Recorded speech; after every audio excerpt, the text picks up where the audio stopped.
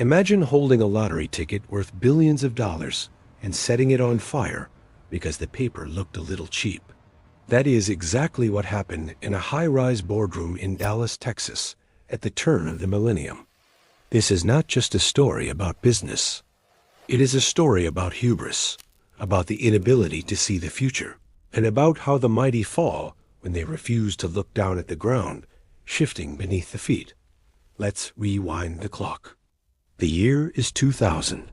The world is a different place. The internet is a screeching noise coming from a phone line. High-speed broadband is a luxury for the rich. Friday nights are defined by a specific ritual. Families pile into cars and drive to a brightly lit store with blue and yellow signage. The smell inside is iconic, a mix of stale popcorn, industrial carpet, and plastic. This place is the sanctuary of cinema. It is the rental empire dot at this peak. The rental empire is untouchable. It has thousands of stores across the globe. It is the center of the entertainment universe. If a person wants to watch a movie on a Saturday night, the rental empire is the only game in town. The business model is simple and ruthless. It makes money when people rent movies, but it makes a fortune when people return them late. The late fee is the golden goose. It is the most hated payment in the world, yet everyone pays it. The empire is drowning in cash, confident and arrogant. Meanwhile, in California, a small, scrappy startup is struggling to breathe. This startup does things differently. Instead of physical stores, it uses the mail. It sends DVDs in iconic red envelopes. It has a crazy idea. No due dates, no late fees. Just a monthly subscription. It sounds great to the customer, but the bank account tells a different story. The dot-com bubble has just burst. Investors are panicking. The startup is bleeding money fast. The founders are desperate. They look at the balance sheet and see a grim future. They need a lifeline. They need a buyer dot. So, the leadership of the startup decides to Hail Mary. They book a flight to Dallas. They are going to meet the giant. They are going to offer the giant a chance to buy the startup completely. The plan is simple. The startup will run the online branch of the empire. The empire will promote the service in the thousands of physical stores. It is a perfect marriage of brick and mortar, dominance and digital innovation. The team from the startup steps off the plane in Texas. The weather is hot. The mood is tense. They are dressed in business casual khakis and polos, while the executives at the empire are known for expensive suits and Italian loafers. The contrast is sharp. The startup team feels like the underdogs walking into the lion's den. They drive a rental car to the headquarters. It is a glass fortress, a monument to the power of VHS tapes and DVDs. They enter the boardroom. It is massive. The table is made of mahogany, long enough to land a small plane on. The executives from the empire file in. They look relaxed, bordering on bored. Why wouldn't they be? They control the market. To them, this little red envelope company is a gnat buzzing around the head of a dinosaur. The meeting begins. The startup founders make the pitch. They talk about the internet. They talk about the future of home delivery.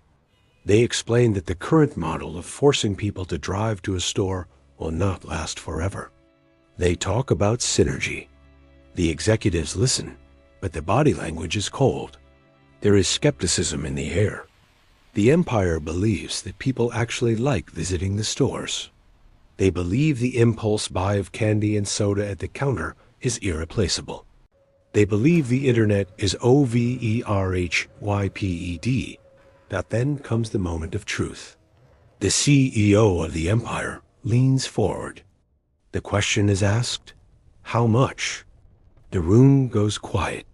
The startup team takes a breath. They drop the number, $50 million.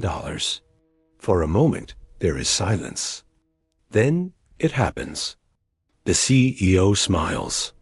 A chuckle ripples through the room. It isn't a polite cough. It is genuine laughter. The executives of the empire struggle to keep straight faces. The idea that this money-losing, mail-order operation is worth $50 million is the funniest joke they have heard all year. To the empire, the startup isn't a threat. It is a charity case that the offer is flatly rejected. The meeting ends not with a handshake, but with a dismissal.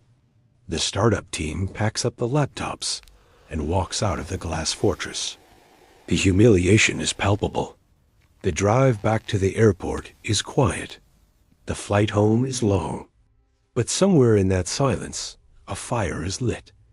The rejection stops being a defeat and starts being a motivation. If the giant won't buy them, the giant must be destroyed. Back in the office, the startup changes gears. There is no safety net now. There is no be-out coming. It is survive or die. They double down on the customer experience. They refine the recommendation algorithm. They treat the customer like royalty, a stark contrast to the empire, which treats customers like wallets to be fined. Time moves forward. The world starts to change. Broadband becomes common. The internet stops screeching and starts streaming. The startup sees the wave coming before anyone else. They pivot from just mailing DVDs to sending video directly through the internet. It is clunky at first, but it works. Meanwhile, the empire is still building stores. They are still charging late fees. They are celebrating quarterly earnings while the foundation is rotting. They launch a copycat service years too late. It is clumsy. It confuses the customers. The empire tries to pivot, but the ship is too big to turn. The debt is piling up. The late fee revenue, once the golden goose, becomes the reason customers flee in droves. People are tired of being punished for forgetting a movie on the counter. They flock to the subscription model. The tables turn slowly, then all at once. The startup's stock price begins to climb. The empire's stock begins to tank. The once bustling stores on every street corner start to feel like ghost towns. The blue and yellow signs fade in the sun. The popcorn machines sit cold. The carpets gather dust. 10 years after that meeting in Alice, the reality sets in. The empire files for bankruptcy. The assets are liquidated. The headquarters, the fortress where the laughter happened, is emptied out. The thousands of employees are let go. The stores are turned into gyms, urgent care clinics, and mattress shops. The irony is cruel. The $50 million the empire refused to spend was pocket change to them at the time. It was the cost of a marketing campaign. It was nothing. Today, that startup is worth hundreds of billions of dollars. It produces its own movies. It wins Oscars. It changed the way the human race consumes culture. Binge watching became a global term because of the company The Giant. Laughed at, the story serves as a brutal lesson in the business world. Comfort is a slow poison. When a company dominates a market, it often forgets how to hunt. The empire fell in love with the past, the physical store, the cassette, the late fee. They refused to respect the future. They looked at a group of innovators and saw only a nuisance. Imagine the regret. Imagine being the executive who laughed. Imagine watching the startup's logo appear on every television screen, phone and tablet in the world, knowing that for the price of a private jet, you could have owned it all. The legacy of the empire is now just a memory of a Friday night ritual, a relic of the past. But the legacy of the startup is the present and the future. The red envelope turned into a digital stream that flooded the world. Now, picture the empty parking lot of a former rental store. Weeds are growing through the cracks in the asphalt. The outline of the sign is still visible on the brick facade, a ghost of a logo. Inside, the shelves are gone. It is just an empty concrete box. This is the monument to the $50 million mistake. It is a silent reminder that in the world of business, The moment you stop innovating is the moment you start dying. And the moment you laugh at the underdog is the moment you seal your own fate. The world didn't stop watching movies. The world just stopped needing the middleman who didn't respect the changing times. The audience moved on. The technology moved on. And the giant was left behind, holding a plastic case for a movie that no one wanted to rent anymore. The laughter in the boardroom was the sound of an era ending, even if the people in the suits didn't hear it yet. This is the cold reality of progress. It doesn't care about legacy. It doesn't care about how many stores exist. It only cares about what adds value today. The startup understood that the value wasn't the store. The value was the entertainment. The empire thought the value was the store itself.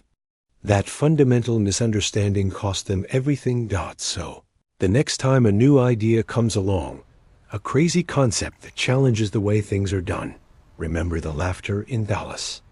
Remember the arrogance of the giant. Remember that the biggest threats often look small in the rearview mirror until they are running you off the road. The $50 million laugh wasn't just a mistake. It was the most expensive comedy routine in corporate history. And the punchline is that the giant is gone, and the startup is watching from every screen in the world.